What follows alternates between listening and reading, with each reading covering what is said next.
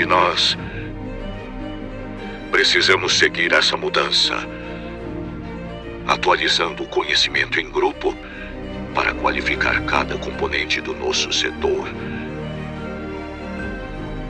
Ele sendo integrador ou fabricantes de soluções para segurança e tecnologias.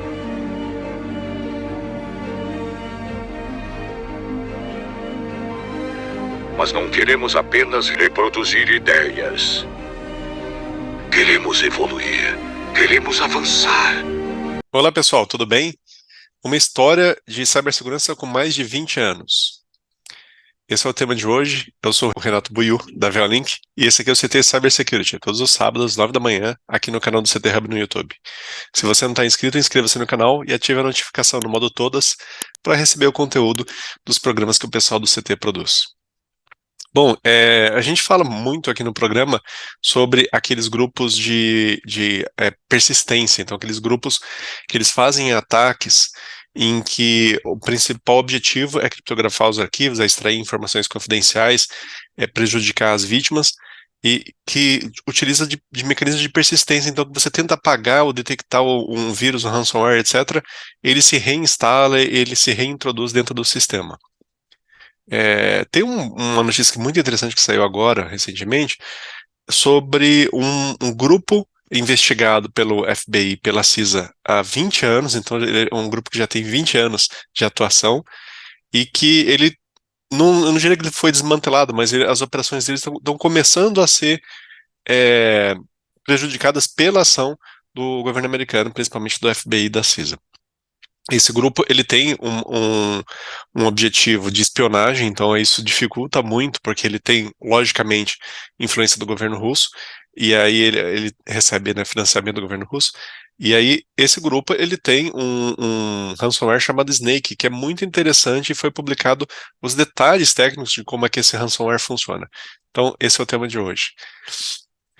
Vou mostrar para vocês a publicação oficial. Então, essa aqui é a Agência de Infraestrutura de Cibersegurança dos Estados Unidos, né, a CISA. Então, eles publicam o tempo todo eles publicam anúncio do tipo: encontramos uma falha de segurança no software A, B ou C em tal sistema, e aí eles colocam os indicadores de que o seu sistema foi comprometido, né, para os gerentes de TI, para a equipe de TI conseguir detectar e resolver esse problema.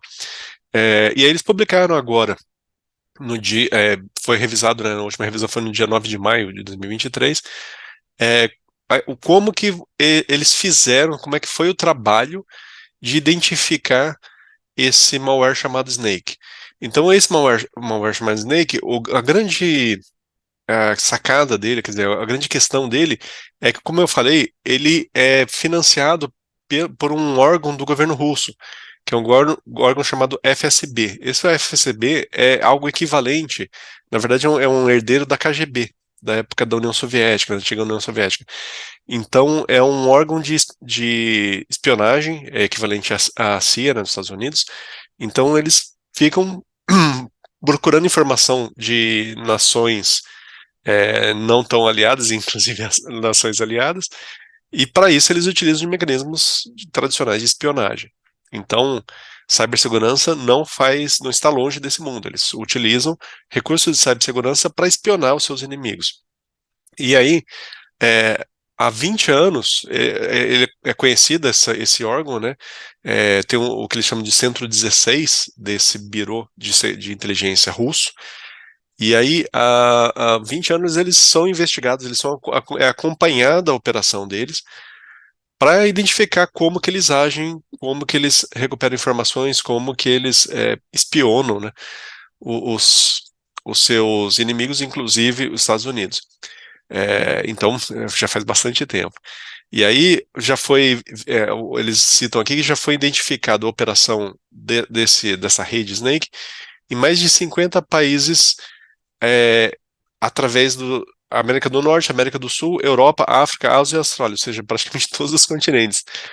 E isso inclui a próprios Estados Unidos e a própria Rússia. Então, mesmo empresas e órgãos que estão dentro da Rússia, mas que não são do governo, estão sujeitos a estar sendo espionados através dessa infraestrutura de espionagem que utiliza cibersegurança.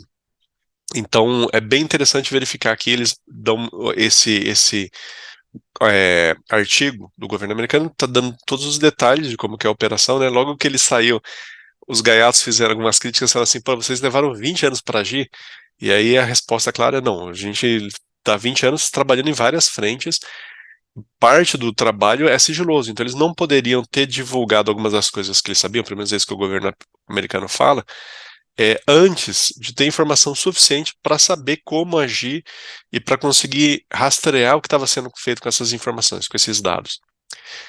O que é muito interessante aqui no artigo, então o artigo é bem longo, eu não vou me alongar até porque não faz sentido para o formato do programa explicar todos os detalhes que estão aqui, nem é do nosso interesse, né? Mas eu recomendo para quem tem muito interesse em programação, em software ou em cibersegurança, dar uma lida porque tem alguns pontos aqui interessantes, inclusive em quem tem interesse em geopolítica e em história da Guerra Fria. Então, aqui no início do artigo, na introdução, ele explica o histórico do FSB, que é esse órgão do governo russo. Então, é interessante porque existia alguns órgãos de inteligência dentro da Rússia que tinha uma certa independência, tinha um certo, eles tinham financiamento, mas tinha uma certa independência operacional. E aí eles criaram esse recurso aqui com um nível de complexidade, com um nível de sofisticação técnica muito interessante. Então eles usam, os pontos que estão destacados aqui é que, em primeiro lugar, esse recurso, esse ransomware, o Snake, ele utiliza alguns métodos para conseguir um nível de ofuscação, de ficar oculto dentro do sistema operacional, muito raro. Então ele consegue fazer truques para ficar oculto, para não ser detectado, que é muito raro nesse mundo dos ransomware. Em segundo, a estrutura técnica interna que eles fizeram nesse sistema permite que o sistema seja muito modularizado, que ele seja muito adaptado. Então eles conseguem tirar componentes, colocar componentes novos, se adaptar a várias situações diferentes. Então mostra um nível de investimento intelectual, de planejamento muito grande. Bem interessante isso. Então isso que possibilita que o Snake rode em Windows, em Mac e em Linux de um modo muito fluido, com muita interoperabilidade. Ninguém detecta ele, ou ninguém detectou nesses sistemas durante um bom tempo. Então é bem interessante isso. E aí, por último, eles destacam aqui, esses destacam nesse artigo, que existe um projeto e uma implementação de engenharia muito cuidadosos, muito cautelosos. Então, existem uma quantidade muito pequena de bugs para o nível de complexidade, para o nível de código que tem aqui. Então, como eu falei para vocês, eu não vou entrar muito em detalhe, mas eles falam aqui como é que qual que é a história, como é que surgiu isso, e é interessante que dentro do código-fonte, quer dizer, dentro do código da aplicação do ransomware, existem várias diquinhas, como é que eu posso dizer, vários apelidos que eles colocam lá, como Ouroboros, que é a cobra que come o próprio rabo, por isso que eles chamaram, o governo americano chamou de Snake, né, porque os programadores russos colocaram o Ouroboros como projeto inicial que chegou nessa a versão atual desse ransomware. E aí está cifrado, tem esses códigos lá dentro da aplicação, o que acabou sendo um tiro no próprio pé dos programadores. Então os hackers colocaram algum texto lá para fazer gracinha dentro do programa, né, como um easter egg, e aí isso acabou sendo um indicador de comprometimento que pode ser detectado para saber se ele está instalado em determinada máquina. Então é interessante que às vezes um pouco de vaidade aí prejudicou. Eu vou para o final do artigo, que é o que me interessa falar aqui para vocês, que é assim, no final ele explica como é que é o recurso, os recursos de computação que o Snake utiliza, né, como é que ele está estruturado, e aí tem a parte de classificação, que é o que me interessa muito. Então ele começa a classificar dentro do Framework Attack que recursos que o Snake usa em cada um das suas ações. Então ele explica como é que funciona a ofuscação dele, etc. É isso que eu queria falar um pouquinho aqui.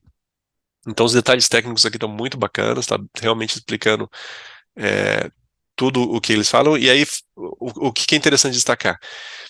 A implantação, quer dizer, o software instalado pelo Snake tem operações ativas, ele age, operações passivas, ele fica guardando comandos, ele tem um recurso muito interessante de saída de dados, de envio de dados do computador afetado para o computador remoto dos criminosos, né?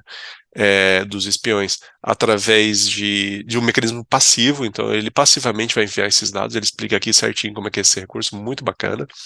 E e aí o artigo aqui, como sempre, explica como é que são as ações de mitigação que podem ser feitas, em alguns casos não se aplica, né? Mas eles falam alguns recursos de detecção de rede, por exemplo, então tem uma certa assinatura de HTTP que pode ser detectada. É, ele tem comunicação em nível TCP, então também um protocolo próprio, né? Detecção baseada em hosts, aí ele fala onde que pode estar gravado as chaves que identificam que ali o Snake está instalado, então os indicadores de comprometimento, né? Tem várias informações aqui a respeito disso. E análise de memória, então como é que você pode detectar se está rodando, se está na RAM do computador, do servidor, rodando um Snake. Então ele explica aqui como detectar cada uma dessas coisas. As técnicas utilizadas aqui, que eu achei mais interessante, está no anexo, no apêndice, né? E está explicando certinho as técnicas que ele usa. Então, realmente eles usaram um conjunto muito sofisticado de técnicas aqui para detectar interfaces de rede disponíveis, vão fazer enumeração de interface de rede, ofuscação de dados, criptografia, personificar protocolo, então ele finge que é um servidor de um determinado protocolo e na verdade ele está sendo utilizado como ransomware, então ele finge, por exemplo, que é um servidor HTTP, e aí por aí vai. Então realmente a lista de recursos que esse software, que esse ransomware foi recebendo durante todo o seu ciclo de desenvolvimento, até pela característica do projeto dele ser muito modular, ser muito bem planejado, vocês percebem que é uma lista gigante. Então, realmente é um software que foi criado com um investimento muito grande e que deve ter sido utilizado para espionar durante muito tempo muitos alvos aí desses 50 países que foram contaminados.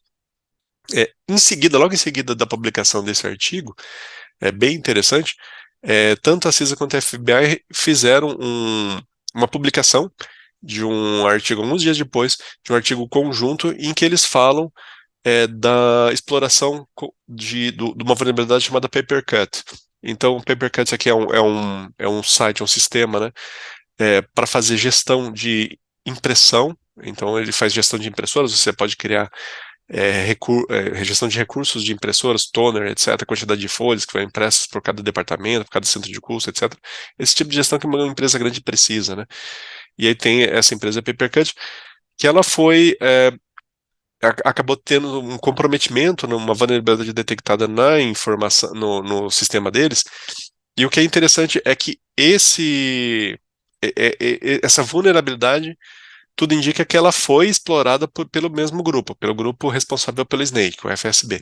Então, você percebe que no mundo da cibersegurança e no mundo da geopolítica, as coisas acabam se casando. Existem interesses dos países, das superpotências, e aí a cibersegurança acaba entrando como uma ferramenta, tanto no ataque quanto na defesa, para conseguir manter os segredos, para conseguir manter os dados em proteção e para conseguir espionar os dados aí das nações adversárias.